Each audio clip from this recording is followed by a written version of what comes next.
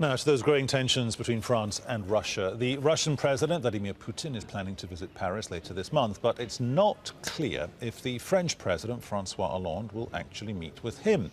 Now, that news comes as the French Foreign Minister accuses Russia of taking a dangerous line in Syria and is pushing for the International Criminal Court to investigate possible war crimes in Aleppo. Jean-Marc Ayrault says Moscow needs to work with France in finding a suitable outcome to the war. Russia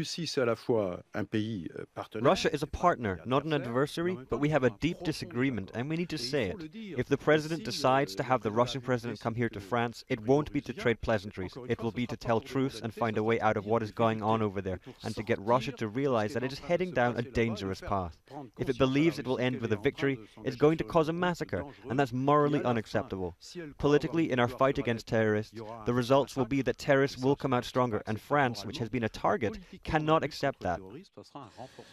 We'll talk to our correspondent in Moscow in just a moment. That's Rory Challenge there on the left of your screen. First to Paris, and our correspondent there, Natasha Butler. Natasha, why are the French prevaricating in this way when it comes to this meeting?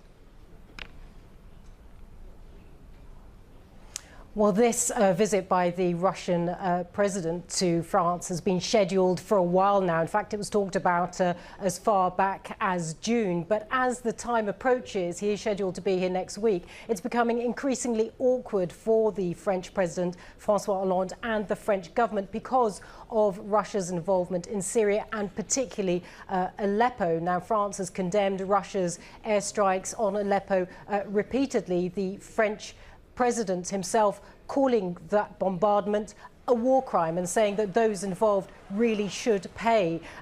Added to that, on Saturday, we had Russia blocking France's UN draft resolution calling for an end to those bombardments. So you can really see that right now there are very high tensions between France and between Russia. So this really isn't the kind of atmosphere in which you can imagine the French president and Russian president meeting on civil terms. Now, what the French foreign minister's been trying to say is he's been trying to put a positive spin on it, saying that if the Russian president does come, because Vladimir Putin is supposed to also be opening an Orthodox church here in Paris, if he does come, perhaps if the French president decides he wants to meet him, then the two could perhaps have constructive discussions, some frank conversations on topics of not just Syria, but even issues like Ukraine.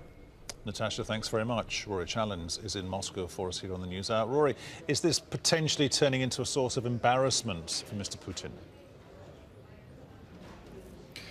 Well, the Kremlin at the moment are staying fairly calm about this, at least on the surface. So the spokesperson, Dmitry Peskov, made a comment earlier on today when he said that he thought that the trip to France on the 19th of October was carrying on as scheduled. There were no changes to the plans that were being made, and that was all he really had to say about it. He didn't mention at all this claim that France might be wanting to refer Russia to the International Criminal Court for war crimes in its bombardments of Aleppo.